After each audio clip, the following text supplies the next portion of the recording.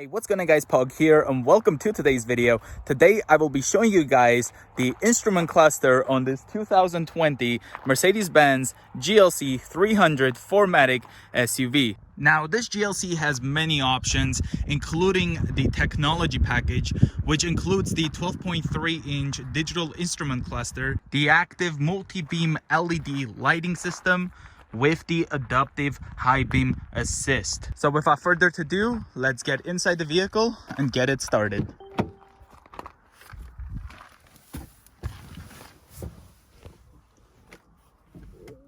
Here's that beautiful 12.3-inch digital instrument cluster. Let's push the button to start the engine.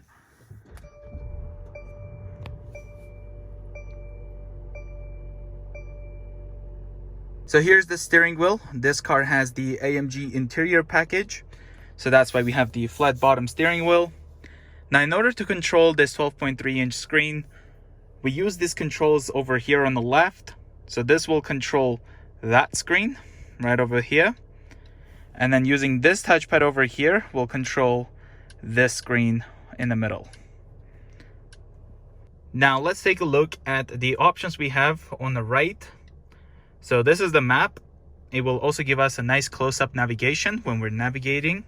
If we go down, here we have some eco display. Down here we have from start. And then here we have the G-force with the RPMs. And then we have the RPM itself. Now we can go back over here, and then this will allow me to control the middle part. So as you can see, we have the digital speedometer.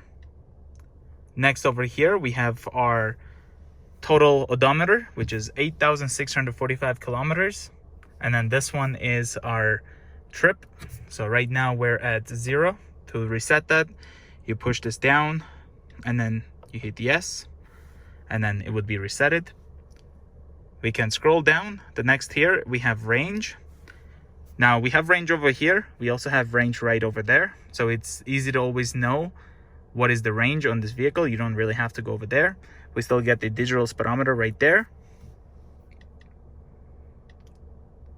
Next up, eco display. Then we go down over here from start, as well as the liters per 100 kilometers.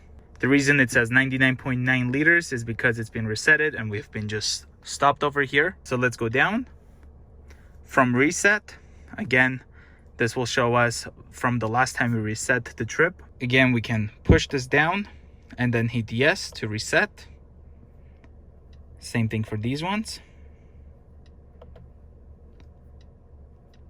And lastly, we're back to the digital speedometer, which is nice and big in the middle. Now, in order to go and have the ability to have other stuff in the middle, we can hit the home, which is this button right there. So we were at the trip. If we go over here to the left, we have assistance. So when there's a vehicle in front of me, it will be shown in the middle. We can also scroll down to attention assist. Let's go back over to here, which will be service. So we have 0 messages right now. We can go back. Here we have tires, tire pressure control system active, restart press touch control. So we can also restart it. And we can go back in there. All right, let's go down to Assist Plus. So this will be our service. So service A will be due in 107 days. I believe it's 20,000 kilometers or once a year for service on this vehicle. We go back. Next up, we have coolant, engine oil level, consumption info. Average consumption 11.4 liters per 100 kilometers over 8,645 kilometers. That's everything there. Let's go back. Next up, we have navigation. So direction of travel, it shows us we are facing south right now. We can also go to previous destinations from favorites. The next thing we have here is going to be radio. So we can scroll up to change between the channels. We can also press this down and then select between FM, AM, and internet radio. Next here we have media. No Bluetooth audio device connected, so we can press OK and then select between USB or Bluetooth. Next thing here is phone. So it's ready for Bluetooth telephone. Let's go back. And my favorite, we have designs. So we can click OK on this. You can see we're at classic right now. And that's what that screen looks like. Now we can choose between sport. So that's what sport looks like. You can just rev it. And then we also have my favorite, which is progressive. So this is what it looks like. We have the RPMs digital right there. So when I rev, it's really cool. The speedometer goes over here. We can go back over to trip for an example.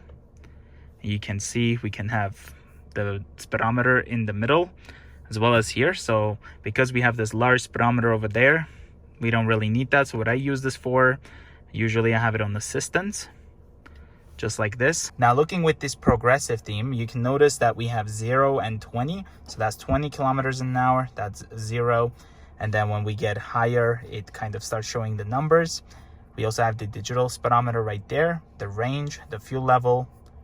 This is the blind spot, I believe. And then we have the lanes and the active steering assist. 40.5 degrees Celsius outside, the time, 0 miles per hour. So it shows us both. So we can see the miles per hour as well as the kilometers per hour. Then we have speed limit over here. Now, this car uses the sensors, I believe, behind the rear view mirror to detect the speed limits, the road signs. It has been working out most of the times, but there has been times that it does not recognize the speed limit. Then over here we have the seat belt. So when I put my seat belt on, this will disappear. The parking brake, of course. Then we have the reverse, neutral, drive, and park. This indicates we're on comfort. So if I use this switch right over here, I can change it between modes. So we have sport, as you can see, sport plus, individual. We can also go back down to eco, and you can see that changes over there as well. Looking here, we have the coolant temperature as well as the RPMs. So I can show you guys what I mean with the speed. You can see when I rev the engine, you can see that the 3 and the 4 started to appear. So now I'll go and put the car in drive. You can notice that it now highlights and shows even the gear that we're on right now. So the current gear, we can push a little up to put the car in neutral, all the way up for reverse. The 360 camera will activate, and then push the button here to put it in park. So whenever I activate the turn signal, it illuminates right over there for the left. Here's for the right. Next over here, we have the headlight control. So when I turn this to on, you can see that we have the high beam on right now, is because this car has the adaptive high beam assist. And because we're not on auto, it doesn't do it automatically. So I pull this back, and here's our regular low beam lights. And then here's what it looks like whenever I turn on the rear fog lamp. So when I push this button over here, all that illuminates. So that is our rear fog light, adaptive high beam assist, as well as the low beam. So all of that light turns on right away with auto. And that's what it looks like on this digital instrument cluster. The next thing I have here is if I put the car in drive and then use the pedal shifter here, we can put it back into manual, and that's what it looks like right there. We can switch between the gears. And this is what everything looks like with the progressive theme. And then let's go and show you guys what it looks like with the sport. Let's go back over to the assistance. And this is what it looks like with the sport.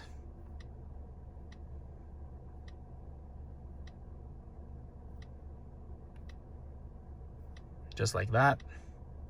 Another thing I want to point out is how easy it is to control these instrument cluster because of this very simple buttons over here.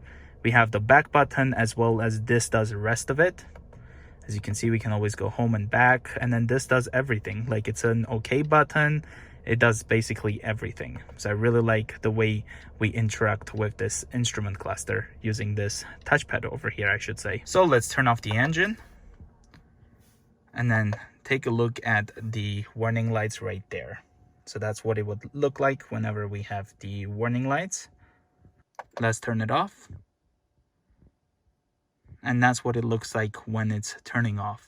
So the next thing this digital instrument cluster shows is obviously when I open up the doors. So let me open the driver door. You can see it shows that.